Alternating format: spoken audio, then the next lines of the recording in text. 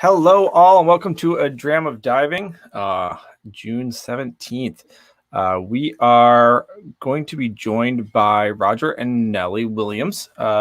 They are the owners and hosts of, I believe it's XOC-Ha, the cave diving expedition area, kind of Airbnb. Very interesting story overall.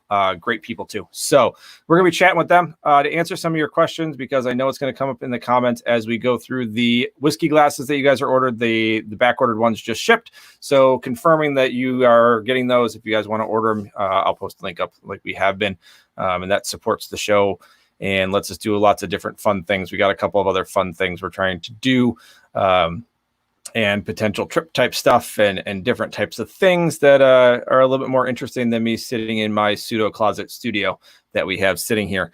So we are going to check in with Roger and Nelly, and we see looks like we're getting some live people here.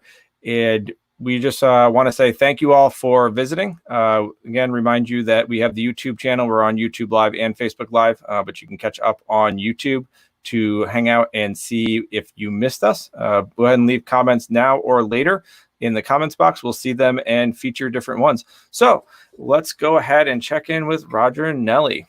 Hey guys, how we doing? Hello. Good evening. How are you? Good. Excellent. It is actually quite balmy here. It's not probably not as hot as down in Mexico, but still it's a little warm up here in New York. So it's incredibly balmy down here, which is why we're inside. It's, yeah. Balmy enough that it's been a little drizzly all day. Really? It's about 4,000% humidity. I love it. 4,000% humidity and something in the range of 200% mosquitoes. Yeah, nice. And you guys are in the middle of like the jungle, right? Too. Yep. Yep. Very nice. So,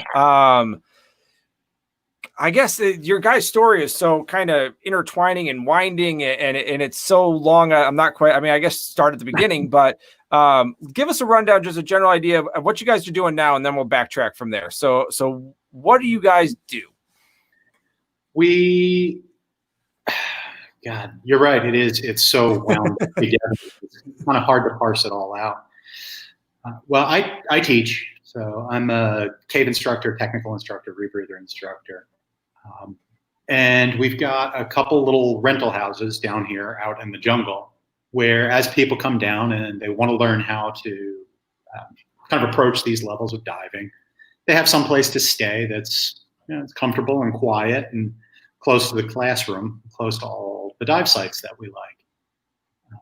Nelly, meanwhile, takes care of really kind of creating a home space for people. And that's one of the things that we wanted to do when we kind of started in on this endeavor. Was we always had these places that we liked to visit, these little homes away from home that, we find as divers and get excited about and look forward to going and traveling and getting to stay. Well, Nelly's she's the person that creates that. And most importantly, Nelly's the one that keeps everybody fed. Yes. I've seen and everything looks delicious. I haven't had any specifically, but from the pictures, it looks amazing. Well, food in diving is absolutely critical. So. Yes. Well, one of my friends turned me on to what he calls deek Oreos. They're Oreos that you eat. The only person that he ever had around him that actually got any hit of DCS didn't eat the Oreos they had. So they all have to eat Oreos after every time they dive. So they're deek Oreos. It's sound science, right? It is. Yeah. Definitely. Something should be visual dilation or something like that with the chocolate. Yeah. Yeah. I'm all for it. Exactly. So how are you guys doing with everything? I always like to ask that right now because we're in kind of an uncertain time. We're in kind of crazy times. How are you guys holding up overall? I think we're actually in a pretty good position, a pretty good place. Again, it's the jungle of Mexico. So we've got a pretty place to kind of ride all this out. A great big wall that surrounds the entire property. So social distancing has been incredibly easy. Mm-hmm. The other nice thing is even when we do venture out and go out diving, so many of the dive sites are out in the middle of nowhere where you're not going to see anybody at all either. Mm-hmm. So we've been in the enviable position of we still get to dive a little bit.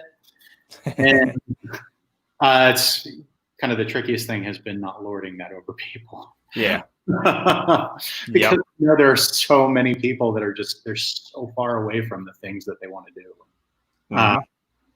I mean, I talk to friends all the time who, they've been out of the water for 3 months now, 4 months now, and they're absolutely clawing at the walls. Yeah, and it's tough. It's tough on everybody in that aspect. Some people have that, like, we don't have water all that far away from us, so we can go dabble and do whatever. We're not really supposed to do too much business-wise type stuff, but we can still go and have fun. And so it's a weird toss-up there. I'm assuming it's affected, this whole thing's affected your classes and affected your travel and all of that. It's been quiet. We haven't had guests in 2 months now, 3 months. Yeah. So yeah, it's been quiet, but we've tried to sort of take advantage of that quiet. Try and learn some of the caves around here that we don't go to. We're always going further afield. We're going to, when people come down here and they've got a week's vacation, they want to go and really explore something really neat. Yep. There are a bunch of caves that are within 2 kilometers of where we're sitting right now that we wind up not going to terribly frequently, just because we are going further abreast. Yep. So we've kind of taken advantage of, well, let's just go up the road and see what's going on in that little hall. Yeah. Oh, it's just like the old thing, being we're upstate New York, central New York, but the whole thing of how many people actually go to see the Statue of Liberty in New York City. Yeah. Exactly. And everybody from around the world, it's like, oh, it's for us, it's the Niagara Falls. Like, you've been to Niagara Falls? Like, I guess, yeah, it's a waterfall. It's great. Yeah. It's how we get to Canada. in New York for probably about 10 years. I've never once been to the Statue of Liberty. Those things that are right there. It's like, why would I go see that? I could go see it anytime or never. And then you move 5,000 miles away. Exactly. So I think that's a good segue to your guys' story, where you guys came from, kind of how you started diving. And I can ask some interjecting questions, but I think it's best for your guys' story to kind of, and I think you had posted on Facebook recently, kind of how you guys met, how you guys started diving, how you guys got where you were, because it is like we said, it's a very winding story and it's fairly interesting. So, and there's a good number of people right now that are like, I'd like to bail out on my country and find a different one. So you guys did it. So give us the secret. Well, I'm going to leave that to Nelly, because I don't know, maybe it's everybody thinks that their own story is mundane, but I think my story is actually pretty mundane. Nelly's, on the other hand, I think is she's been everywhere. No, my story is also incredibly mundane. It's just there were a couple of stops. I learned to dive when I moved to New York when I was about 25, and it was just one of the things that I always wanted to do. It was on the bucket list, as it were, and I dove maybe 2 or 3 times a year, going to warm water destinations, and then I heard that you could dive at the New York Aquarium as a volunteer in order to keep your skills sharp and so on, and maybe it's also a good way to make friends. I was still relatively new to this city, so I viewed that as a good way to meet people. So that's what I did. And my gear in the gear room was right next to a bloke called Rogers. And I'd never seen him because I volunteered on weekends and Roger volunteered on Wednesdays. All I knew about him was that he was obviously very tall, because he had this really, I didn't know what a backplate was back then, but it was this hunk of metal and it had a huge sticker on it that said, "This machine kills fascists." This bloke. Anyway, a bunch of our mutual friends kept telling me that I had to meet this guy, and I didn't know it at the time, but they said the same to him about me. And it wasn't until we went to Dutch Springs as part of the Ocean Blue Divers Kick Off the Dive Season Extravaganza 2008, go to Dutch Springs, welcome the dive season, and that was where we met each other. And then I was still very, very much a warm water diver then, but Rog was quite an active Northeast wreck diver at the time. And he said to me, if you're going to want to come diving in the Northeast, where shallow kind of starts at about 90 feet, 30 meters or so, you're going to run into decompression. you're going to need to run a line because a lot of the wrecks have been cable dragged. Why don't you just go and take a cabin course?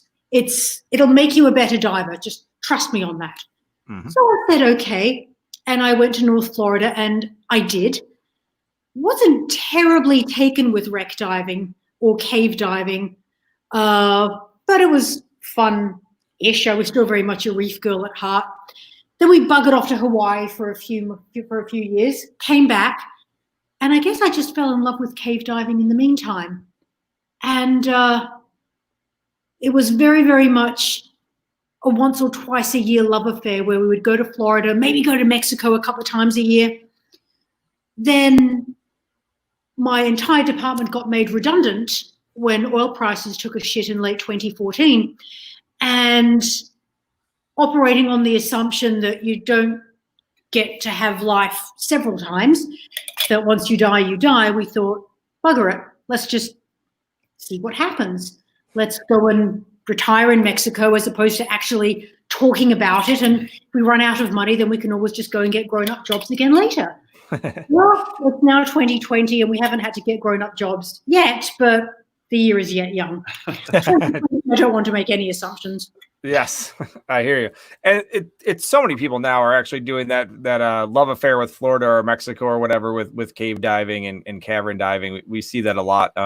We even see, I have heard of instructors that go down periodically, and that's their cave diving is during those months.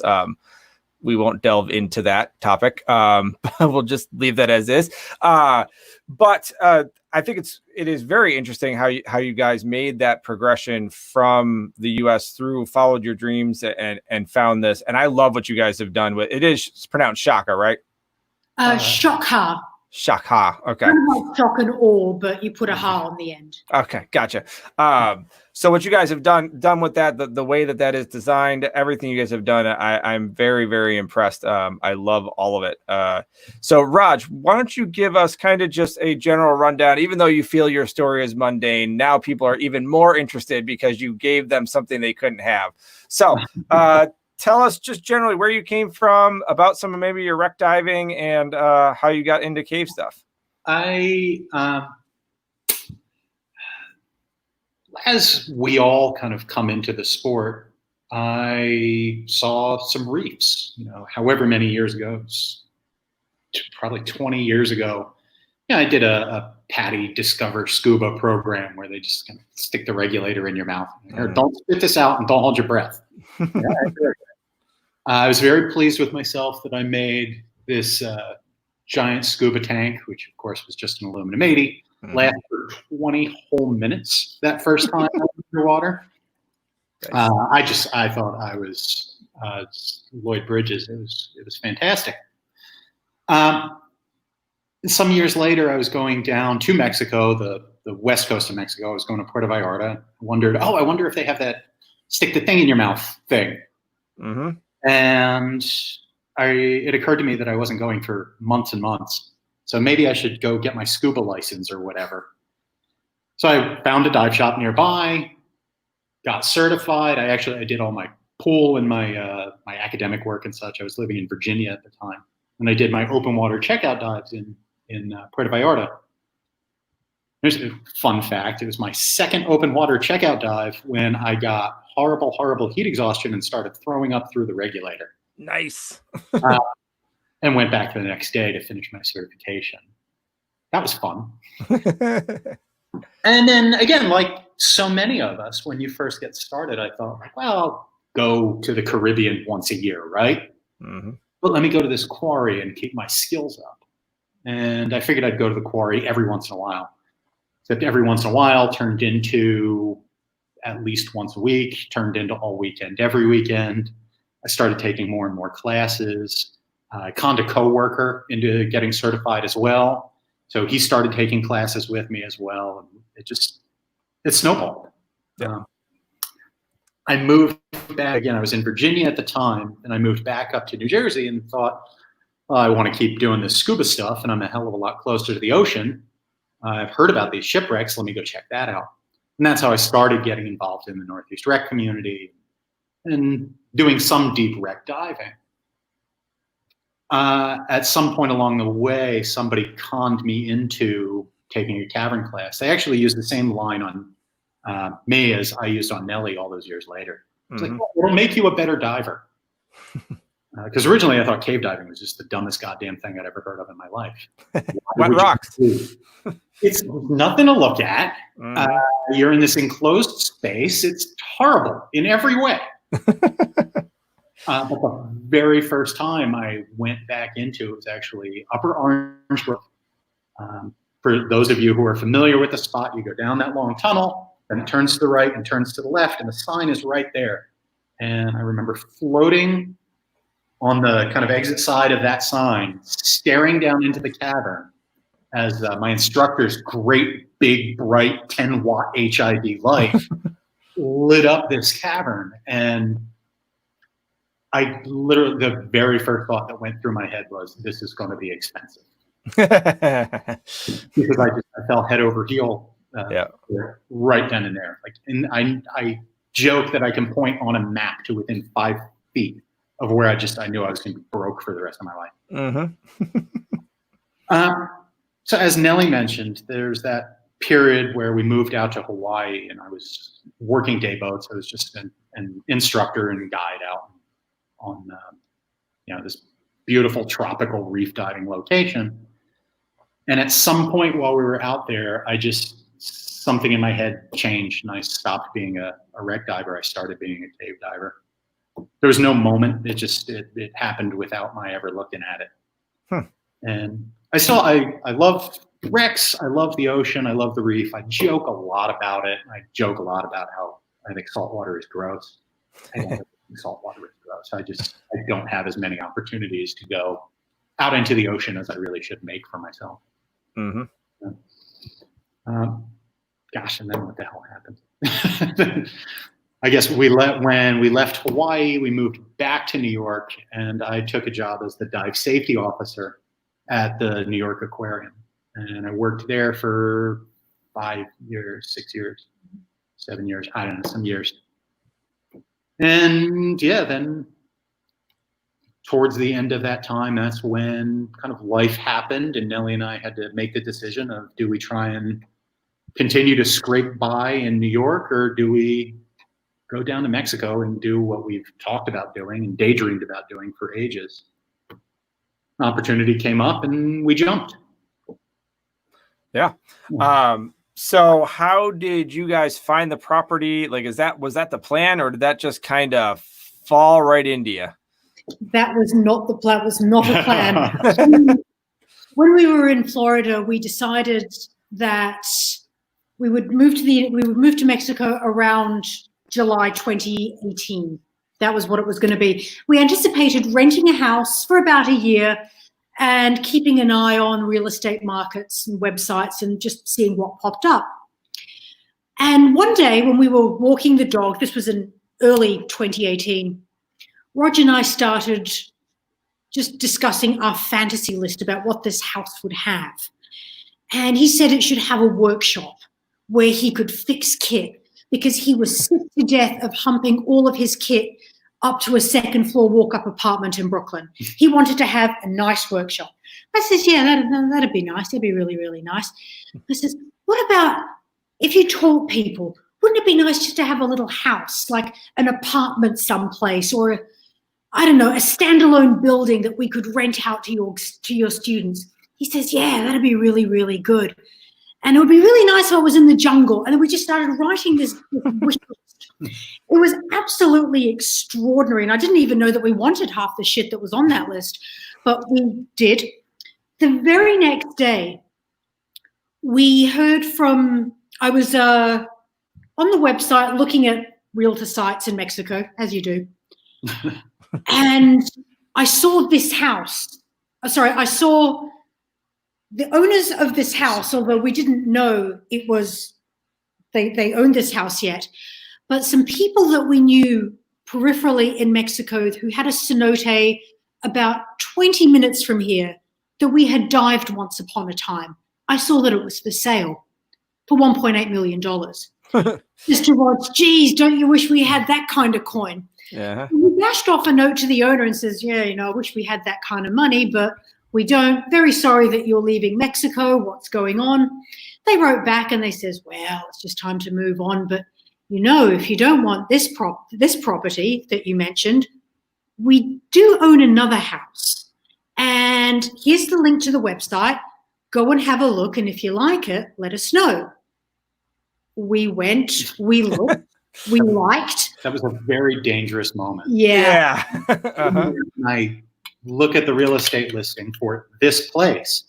And as I'm looking at some of the amenities and looking at some of the pictures, it was every check mark that we had outlined the day before walking the dog.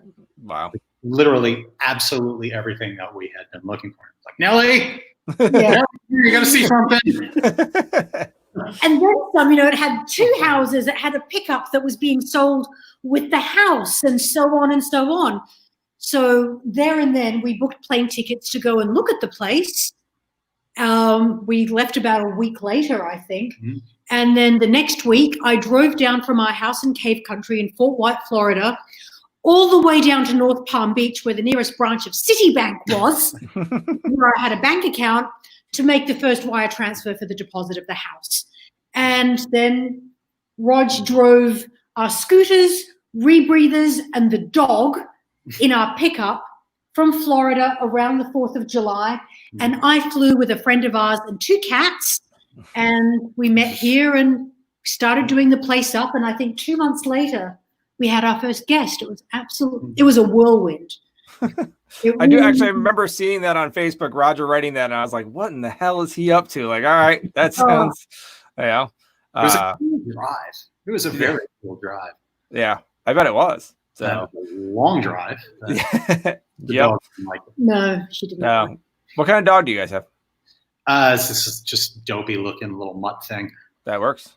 Yeah, a gigantic Jack Russell. Okay.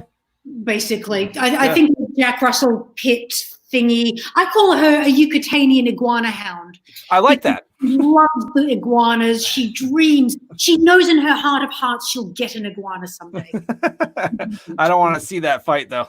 No. Iguana. I'm reasonably sure even if she ever did, she would have no idea what to do with it. Yeah. She would stand there looking dumb with an iguana in her mouth. Iguana. Yeah, those are funky little animals. So, yep, and that's riveting on how the whole thing happened.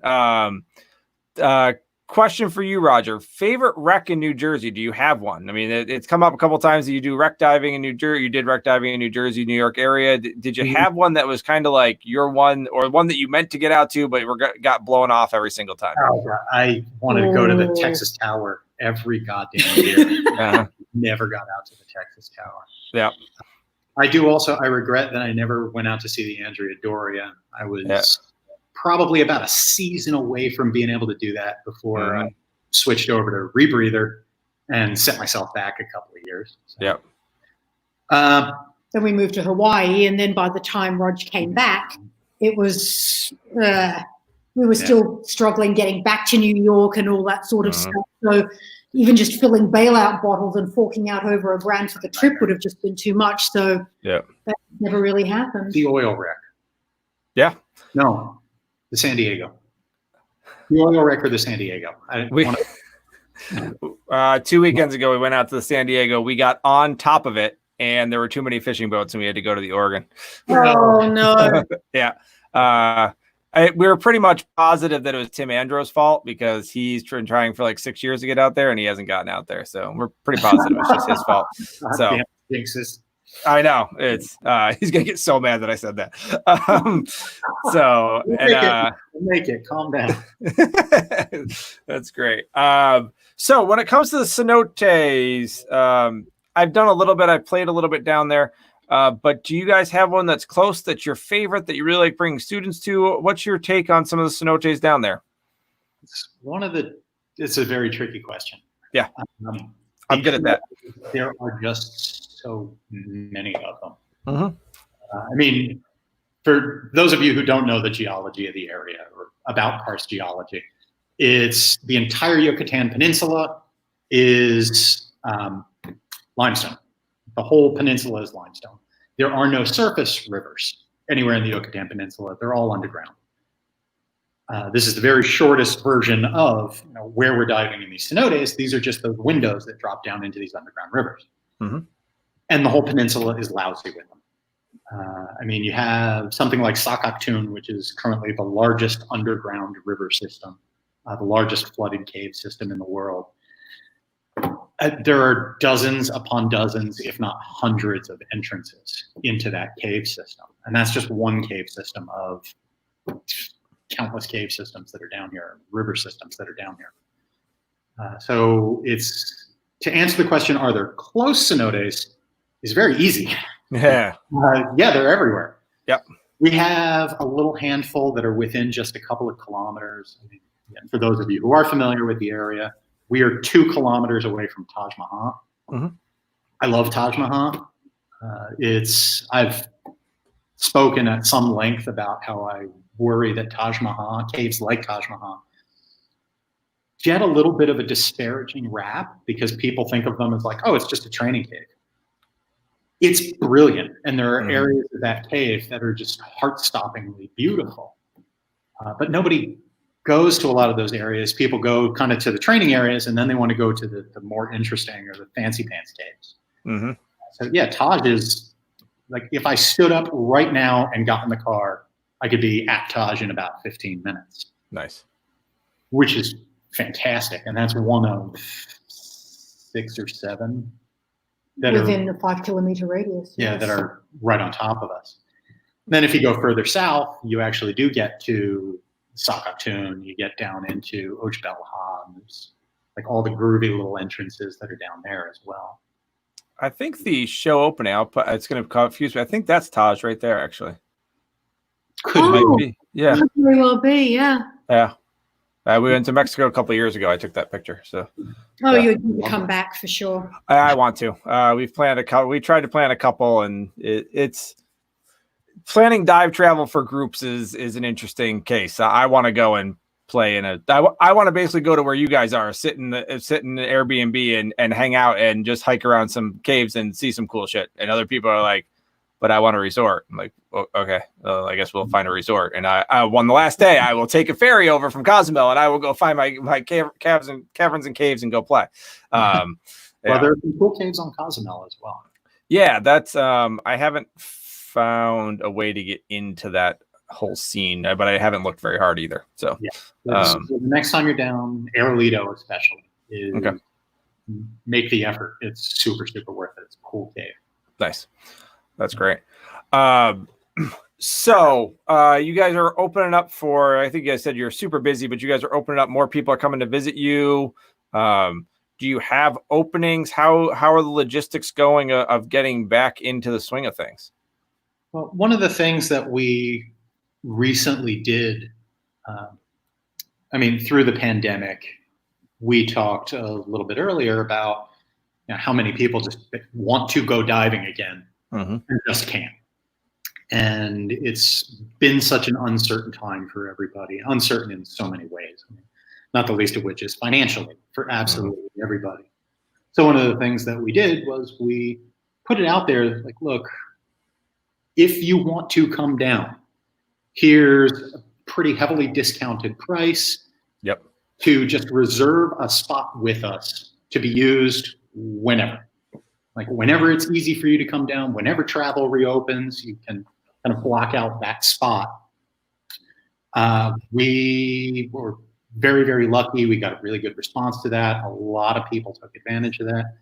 So we have a lot of pending reservations now of people who, probably about half and half. Some people have chosen dates, and some people are just kind of waiting, seeing what the travel situation is going to be over the next couple weeks and months. Yep. And that ended yesterday, right? Yeah, just Saturday. the other day. Saturday, now travel is opening back up again. It's just, sooner or later you got to close the door. Yeah, absolutely. Yes. Yeah. Then there were also some people who had made bookings to come down in April, May, June, who obviously couldn't. So we contacted them obviously and said, look, You can come whenever you like. You have not lost anything with your deposit, and we're also going to apply special pricing to you, giving you 2 free days of guiding and so on and so on. So although that timing is also by necessity a bit unknown, people don't know when they'll be able to actually come down and keep their booking. They know that they can come down. So hopefully that's helping them get through the uncertainty that this whole situation is thrown something up. to look forward to. Exactly.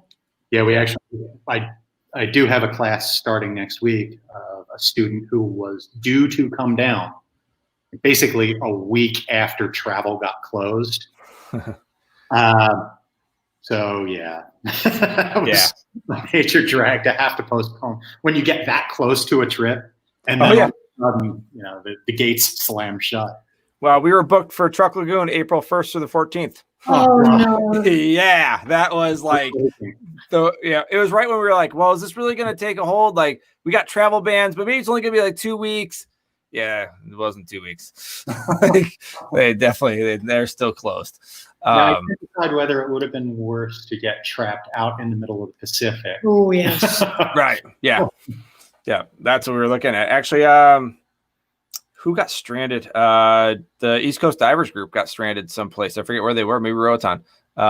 They got stranded there. It was a whole nightmare of trying to get them back. They did a great job and ended up getting everybody back, but they got locked out, and it was right at like that weird gray area of like, I don't think it's going to be too bad. And then they get on a plane and get there, and it was like, oh no, it's bad. Like what?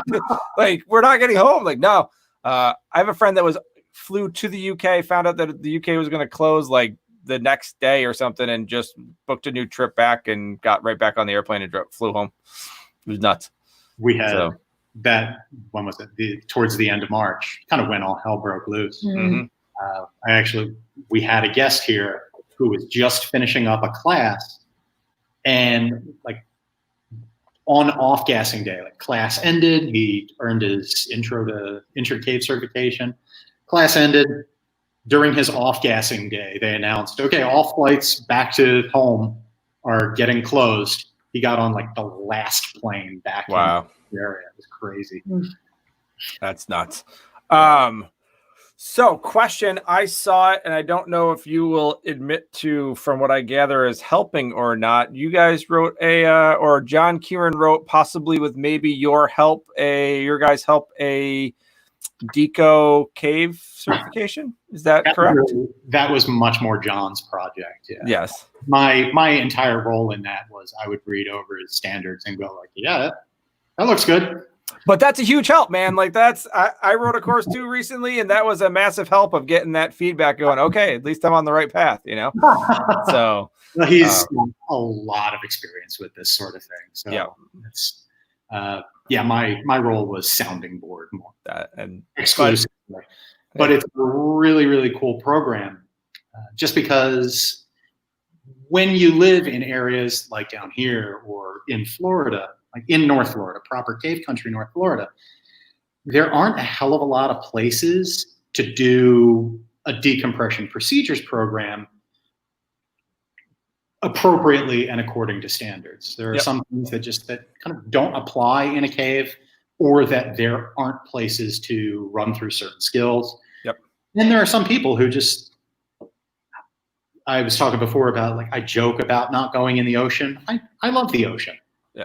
There are some people who just don't give a shit, and they're really only going to be diving in a cave. Yeah. So why would a person who has very little open water experience and very little impetus or desire to do any open water diving take an open water course to then apply those skills to a completely different environment? Yeah. The idea of having a decompression course explicitly designed for the caves is really, really valuable. Yeah. Especially in an area around here where, weirdly, there aren't a lot of people who are actively decompression diving, much less decompression trained. Or maybe the other way around, whatever. Yeah. There's not a lot of people who are interested in or kind of trained and practiced in decompression here. Yeah. And I could be wrong. The caves tend to be shallower, right? So unless you're running really long run times, you're not running into that. Is that correct? the vast majority of the caves here are, you can swim for hours and never go deeper than 20 feet. There are some caves that do go deep. There are a couple of notable areas that go very, very deep. But most of those areas are fairly remote-ish or in some way inaccessible, and just kind of holes that go straight down. So you can go to the bottom and be like, yay, I went real deep. And then, somewhat loaded question. I'm not sure whether you're going to be able to answer it or how in depth you'll be wanting to answer it. Comparing and contrasting the Florida cave diving community versus Mexican cave diving community, and like the intricacies of, and I've seen a bunch of posts you guys have made about, you know, what line markers mean and what different things mean, and different etiquette styles and stuff like that. And I'm still not cave trained. I'm still not cavern trained. I've done some stuff, but looking at the two different communities, that, you know, you get people like, oh, you should come to Mexico and do it because Mexico's like this. You should come to Florida because it's got flow, and it's, you know, all the different arguments of different things. But there's a lot of differences between them. Would you talk about the differences between the two, guys? Look, you guys have seen both.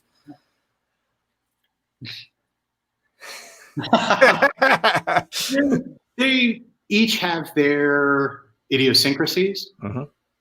I think it would be overstating it to say it's like two different sports, but it's kind of like American rules and Australian rules football. You know, the field generally looks the same, and the goals are generally the same. But yeah, in Florida, there is flow. Just because of the hydrology and the geology of Florida, we're swimming into springs. We're generally entering into a spring head, or sometimes an offset sink or something. But you're swimming around in springs where water is erupting forth out of the earth. Whereas here, you're swimming in these underground rivers, which are doing what water wants to do. They're trying to get out to the ocean, but they hit the ocean already. If you go down to something in the range of, depending where you are, 40 feet, 50 feet, you hit the halocline here in Mexico, which is basically you've hit sea level. You're in the ocean. You're inland, but you're already in the ocean. So there is no flow here. The way that manifests practically is divers who are really familiar with the Floridian environment, they know how to deal with the flow. They know how to read the cave better. They can kind of pick their angles and their spots. They know how to use the way water is going to eddy around turns and such. It is a very specific skill set that is utterly useless here because you don't have that flow. Divers in Mexico, I'm going to get a lot of hate mail for what I'm going to say right now. Divers in Mexico tend to be prettier. Because they don't have the flow to assist. Like when you're always swimming into flow, you're always moving, you're always kicking. There are a lot of caves in Florida where you can't swim against it. You have to drag yourself in. A lot of divers here in Mexico pride themselves on never having to make contact with anything at all. Also because it is a lot shallower, something in the range of 100 feet, 60 to 100 feet in Florida versus 20 feet here. Because it's so much shallower, the buoyancy implications of that mean that you need to be a lot more careful. And finally, the sort of obvious here in Mexico, you have all the formations, which are fragile. And if you get sloppy and you are not careful and you're kind of used to just bashing your way through things, well, you can't bash your way through really, really heavily decorated passage. This is, of course, not to say that Mexican divers or Floridian cave divers are better. Neither are. I mean, obviously, we all know there are really, really good divers in some environments and really, really bad divers in some environments. Really, really good divers in other environments and really crap divers in those other environments. There's good divers and bad divers wherever you go. It's just, it is a very different skill set. Gotcha. I think that's fair. And I think another big difference is my perception anyway, and I recognize that we're very, very new to Mexico. So what I'm about to say might be very different to someone who has been here 25, 30 years. But it seems to me that the community here is a little bit more scattered versus Florida. And I think part of that might have something to do with land ownership and the way a community has had to band together in Florida in order to access the sites. Now, in North Florida, I guess folks are relatively lucky in that there's a couple of major cave systems that are on state parkland. So the community has learned to negotiate as an entity with another very known entity, that is, the state's Parks Commission and so on, in order to get access. And I guess that has a spillover effect into taking decisions that affect the whole community, such as building stairs and the practicalities of accessing sites and so on. It seems that although people have their differences in North Florida, no doubt, there's a lot more conscious appearance, at least to my eyes, that it is indeed a community. You've got the folks around the High Springs area, you've got the folks around the Mill Pond area, and that's that. Whereas here in Mexico, because the cenotes all have very different ownerships, there's no uniform pattern for access. I guess back in the day, it was cave divers who approached individual landowners and made it clear to the landowners that they've got a very special resource here that deserves to be conserved and protected and so on, but might also be a way for the landowner, especially those landowners who were formed as clans, I guess, familial clans, that if they manage this resource well, it might be able to make them a little bit of money. And so then if they had the wherewithal, they started inviting swimmers and snorkelers to the sites and making a fair bit of money that way. If the cenote wasn't good for swimming and snorkeling and so on, well, then it was just a cave diving thing and that was that. But this effort had to be replicated with all the cenotes, because there isn't someone with each and every individual landowner. There isn't someone that just owns most of them or several of them. And so as a result, it seems that the community has become a little bit more fragmented just because the way things operate here are so different. Again, some of that might be perception of a newcomer because we've been here less than 2 years, but it definitely seems to be the case to me.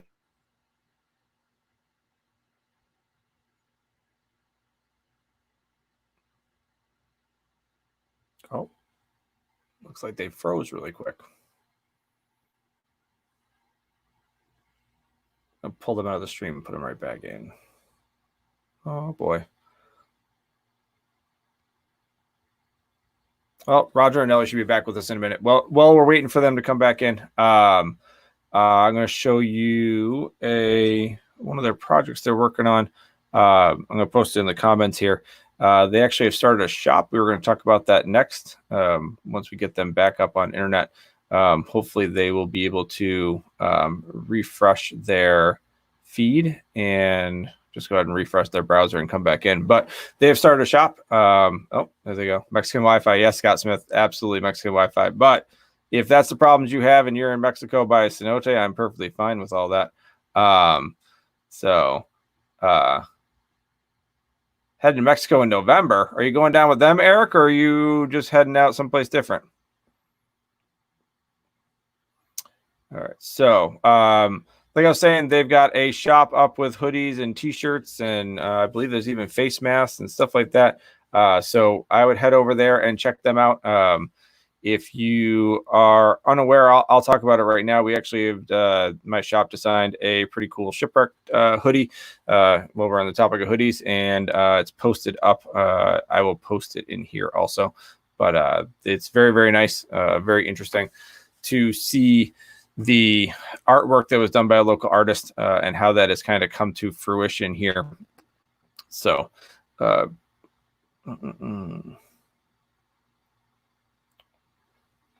it looks like we lost them pretty solidly. So I would highly suggest heading out to check out their website and their location.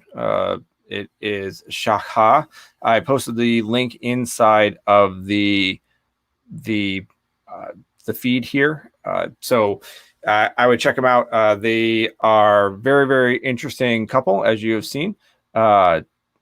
Eric's going to Ground Zero, Mexico for the first time. Very nice. So it looks like we've lost them. I don't know if we're going to get them back or not. If we are not, there is going to be a follow button right here when we are finishing up. So you can go ahead and follow us on YouTube and check us out there. And we have the Patreon site where you can help us, and the whiskey glasses. The hooded sweatshirts are something a little bit separate, but they are pretty darn cool and interesting. That is a lot of intricacy in the artwork there. Like I said, the back ordered glasses are on their way. I think we're probably going to get them Friday or Monday. So if you have back ordered glasses, I will be shipping them out ASAP to you to get them to you. I appreciate you guys listening. I'm going to go ahead and jump off since we have lost connection with them. But maybe we'll have them up for a part 2 or just a follow up with that. I'm sure I'll put up the Patreon link there. So Eric Fine asked for the Patreon link. I'm gonna put that Patreon link up there. There's multiple ways to donate to us.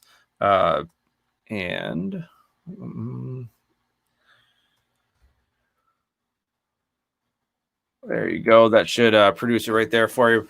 Even $1 a month helps for as long as you want to. It doesn't make a difference. It helps a ton with a bunch of different things. We're trying to work on some collaborations with a couple of different people, trying to get some things done. Oh, look, Roger and Nelly are back. That is amazing. So I won't have to do the ending thing anymore. There you are. Sorry about that. No worries. We were talking about other things. Well, one of the things, I don't know if you probably missed it because you guys were down, but we were talking about your not to change topics, but we're going to forget about it now. Your guys' shop. You guys started doing some apparel, and I believe there was some face masks I saw and things like that. Absolutely, yeah. Some face masks. Sign of the times. And I have to say that so far, I think it's been the most popular selling item. I originally thought it was Roger's bikini bottom, but apparently it's a face mask. No, unfortunately, they don't make them. Oh, jeez. Yeah. We do have a big and tall section, but not there. That works. So you guys just started putting together. That's fairly new, right? The shop. Oh yeah. Just a couple of days ago, and I guess it started partly because we wanted to always think of a way that we could grow the business and, you know, make something new and interesting and exciting. But also, I think Roger was just sick to death of me saying, I wish I had a XOCHa apron so that when I served guests breakfast, I could fly the flag and all that sort of stuff. And I thought, wouldn't it be also great if we could leave face masks in the guest houses so that guests would have something that I could wash and keep returning? And I think he just got fed up with me saying, I wish I had this and I wish I had that. So, fine, my God, so much than just order it. So that's what I think has happened. But now our guests can get in on the action too. I love it. Very nice. One of the things, Roger, you said earlier that I just want to clarify. You said that Mexican divers tend to be prettier.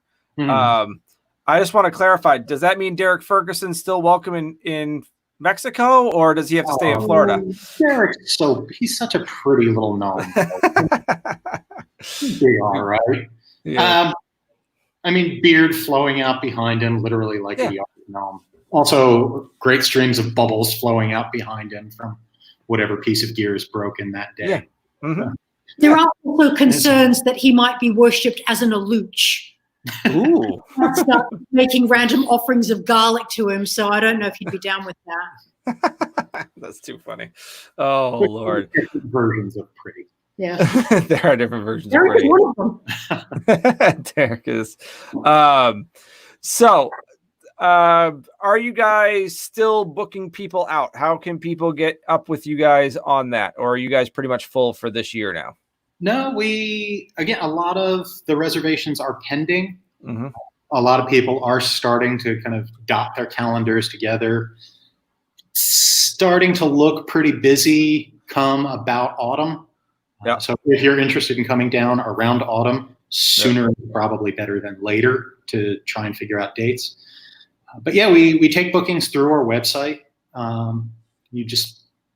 It will only allow you to pick whatever dates happen to be available anyway. So, and then obviously, it's just me and Nelly. You're not exactly trying to get in touch with somebody at the Hyatt. Right. Yeah. You can always just PM me on Facebook, and I'll probably get back to you in about 15 minutes. There's no automated phone service either. Although we can do that if people really want the frustration. But no.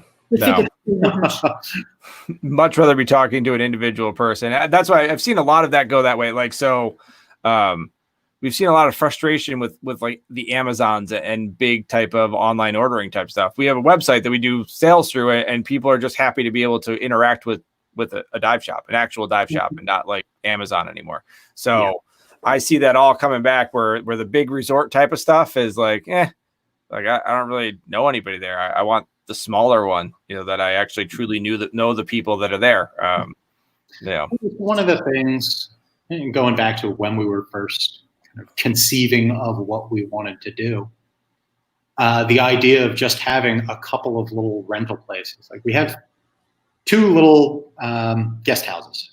Mm-hmm. We have absolutely no inclination or any plans to get any bigger than that. It's just the 2 of us. Everybody knows the old joke about how do you make $1 million in diving. Yeah. You need to start with $2 million. Yeah. I don't think either one of us is under any illusion that we're ever going to make $1 million in diving. Basically, we like scuba diving, and I like showing people where I like scuba diving. That's pretty much the end game for me. And Roger doesn't eat so much cake. Yeah. So the only answer is to have people here so that Roger can show them these awesome caves, and there's someone else who can eat my cake. That's great. I love it. All we really want out of life. And I suppose that makes us awfully boring because, all we really care about is food and diving. But it's not such a bad existence, really. No, it's not. Sometimes boring's better, right? I think so. I think there's a lot to be said for that. The last few months have definitely shown that lesser is better sometimes. Mm-hmm. That's it. I'm totally going to start pretending I'm an automated just voicemail system from now on. One. Yeah. Just wait, start humming elevator music. I love it. It's great. The only concern I have about and I've seen some posts that make me a little concerned with staying with you guys, is I've seen some Mexican land pirate shenanigans going on that make me slightly concerned. They're very quiescent most of the time. Everyone's like sweeping in over the walls around here, causing mayhem and then fucking off again. With a machete in their teeth. Yeah. Yeah. The vines support you. You just swing in and Exactly. And who knows what hijinks will happen next season. That really is all. Yeah, diving's fun. Yeah, exactly. And the number of people who take it so very seriously, like we're curing cancer or like solving world hunger or something. We're not. We're scuba divers. We're idiots that go swimming around and looking at shit. Like that's the entire. Again, like that's the end game. That's our pursuit. Yeah. So really, it just kind of started with the 4 of us sitting around giggling about, what it'd be funny, and just a way to kind of have some fun with it, like just to make diving a bit of fun. Yeah. And it has been a lot of fun. I mean, just being goofy underwater, it's silly. One thing I did learn though, seriously, kids, do not try this at home. Machetes move really fast in the water. Both John and I were really surprised that first time we swam in and we had machetes in our hand, and we were both very proud. And I think both of us kind of did this. Whoa. Let's not do that. That's too funny. What is the name of that? I'm blanking at what the name of you guys have. That it's a Facebook page. Pirate Adventures. Pirate Adventures. Yeah. Okay. And no, we were up all night thinking of it. Really, a way to have fun with diving, because why the hell not? Yep, exactly. So that's great advice. It is excellent. So, all right. That is about where we're at time wise. And we covered Sorry about the most of interruption. no worries. It's all good. It seems like the people that live in the nicer places have the harder time with the internet. Funny how that works. Yeah, it's always a cost, isn't there? Always a Yeah. cost. Yep. So I'm going to say goodbye to my folks, then I'll be back to say goodbye to you guys in a minute. Does that sound good to you? Okay. Absolutely. Thanks for joining Thank you us, for having everybody. us. Yes. Thank you for joining. All right. I'll be back in a minute. All right, guys. Thank you very much. Sorry for the interruption. Like I said, there'll be a subscribe button right there. You can go ahead and subscribe to our YouTube channel. I put the Patreon link up there already if you want to bestow $1 a month or something to us to help us create new content and produce some new things. We've got a whiskey tasting thing we're trying to do. We're working on that. We're trying to work the logistics out. And we'll probably post like a list of different ones and you can taste with us type of thing. So we'll see what's going on. So that's part of what the Patreon and whiskey glasses, any proceeds from that goes to trying to figure out all of those sorts of fun, different things. And possibly some drama diving swag or trip type of stuff. There's been requests to do a trip altogether. Maybe we'll go down to Mexico as a drama diving trip. We will see what ends up happening there. We'd love to have you guys all join us, but don't forget to subscribe, and we will see you next Wednesday. Next 2 Wednesdays where we're trying to do some controversial type conversation. So transmitters versus gauges and oh God, what was the other one? Transmitters versus gauges. And if you are truly advanced, if you have completed 9 total dives and all of them are with an instructor. Yeah.